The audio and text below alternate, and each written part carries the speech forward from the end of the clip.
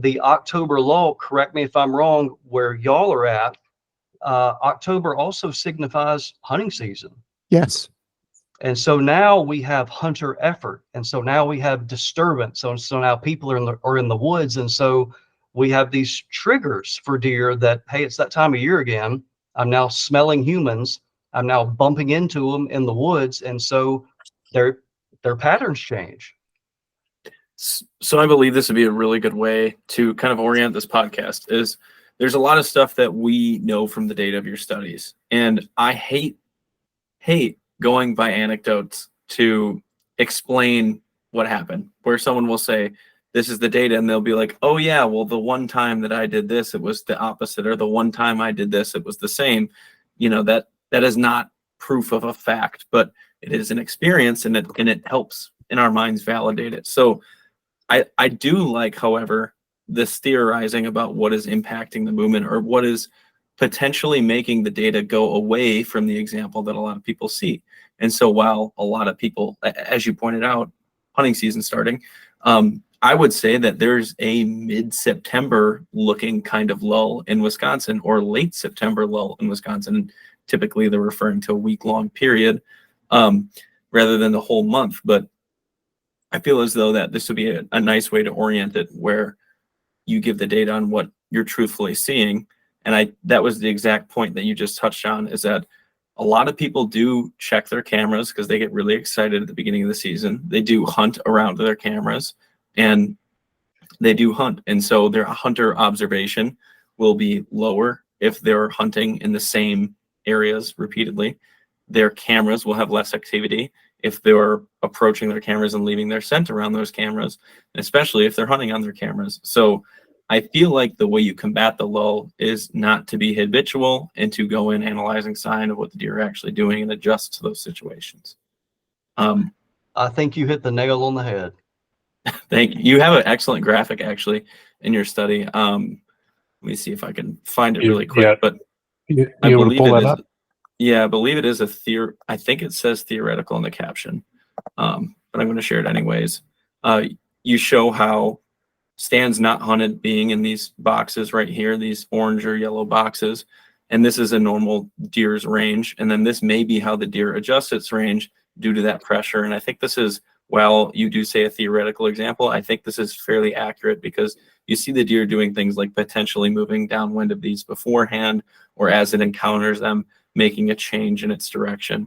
And I think this is fairly realistic for what I've seen, at least, again, anecdotally, in my hunting experience.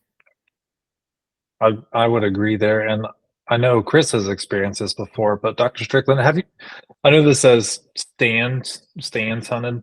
Have you done this with like trail cameras at all? So like known trail camera placements, and like how often people are going to go check the cameras, and then how those bucks might maneuver around the cameras?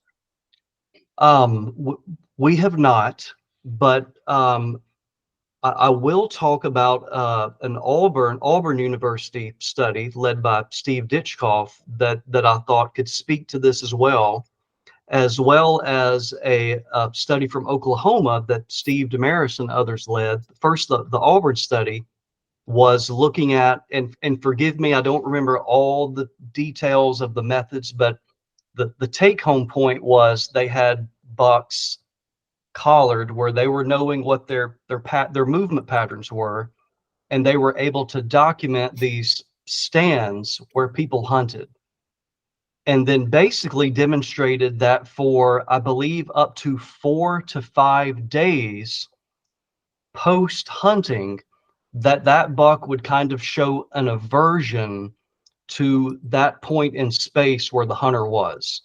So there was kind of like a multi-day footprint, a short-term legacy of a hunter was there, the deer could detect it, and the buck would stay away from that several days after, until, whether it be from the buck's memory or whether it be from scent dissolving, dissipating, who knows.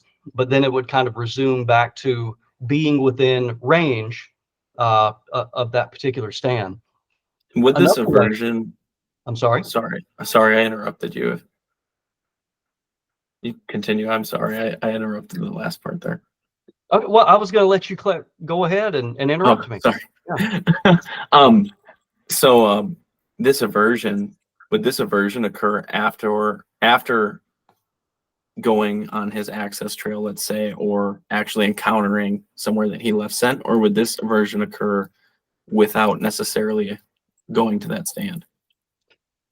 If I remember correctly, and this was a number of years ago, but I think the way they measured that was they knew day by day points on the landscape where someone hunted.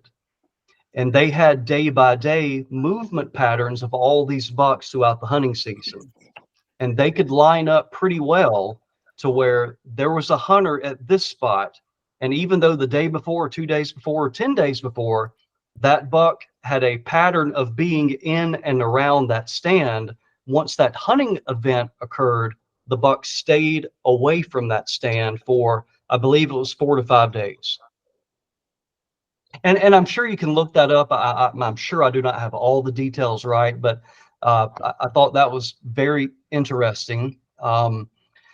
Similarly, Steve was part of a project in Oklahoma, and this was a really, really big private property where they could manipulate who got to hunt where. And so a true treatment control type deal. And so they had 2 years, so they could Josh, they could randomize every year where the treatment occurred and where the control was and so forth. And so they had a control, no hunting. They had a treatment of high hunting pressure and a treatment of low hunting pressure. So think like if you're signing up for a WMA hunt, and when you got notification that you were drawn, it was either, tough, nobody hunts in this area, or you are assigned to the high hunting area where there's a bunch of other hunters, or the low hunting pressure area.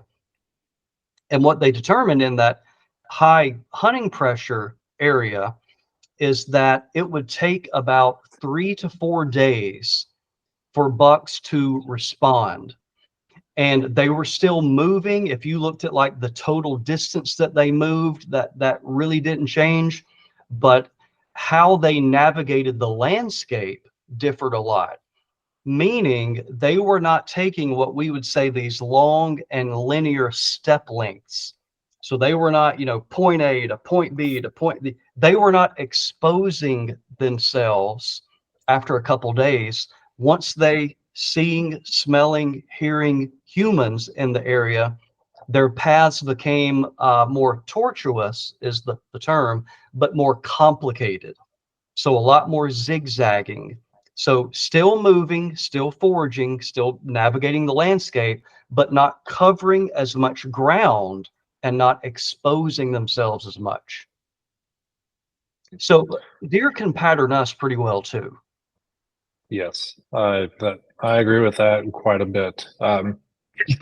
It was, I think you mentioned some of this on the Southern Outdoorsman podcast. Might have been a month or so ago now, and it got me thinking. 2 years ago, I harvested a buck in September, basically using what you had just talked about. I was using hunting pressure to kind of help narrow down where I thought this buck was going to be most vulnerable in daylight. So in 2022, Chris and I and some other guys, we went and hunted Nebraska. So we missed Kentucky's opener. I didn't get to hunt Kentucky until like that second week. And on this particular WMA, I had postseason scouted quite a bit. I had some cameras in the area. And then there was a couple bucks in the area that I was after, but I knew one of them had a high fidelity for this one ridge. I would catch him on camera kind of all around it. And actually in August before the season, I actually bumped him from a bed. So I knew the area he liked to be around.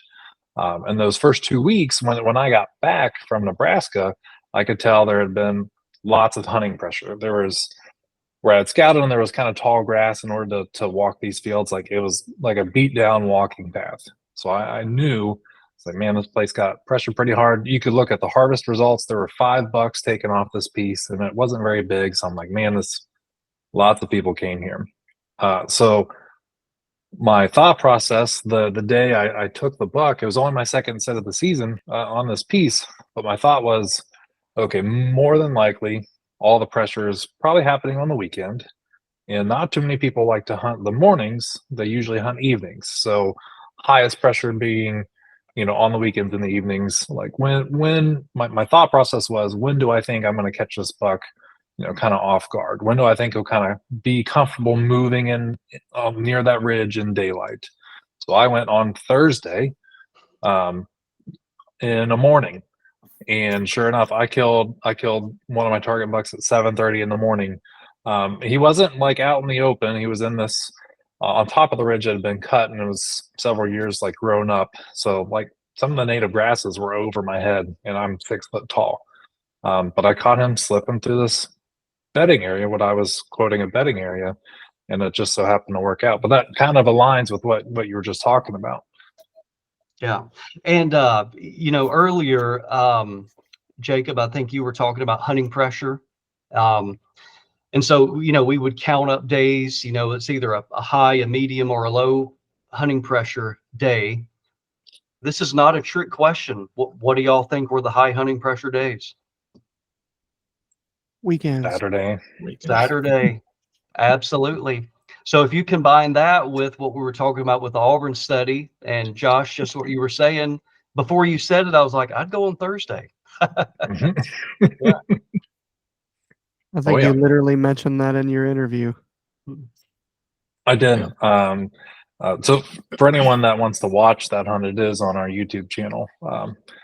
So people can watch it. And in my interview when I'm in the tree, I literally mentioned that. I figured I'd come in on a Thursday in the morning and try and make something happen. And I wasn't sitting very long. I was sitting for maybe 30 minutes. It was a hell of a pack out.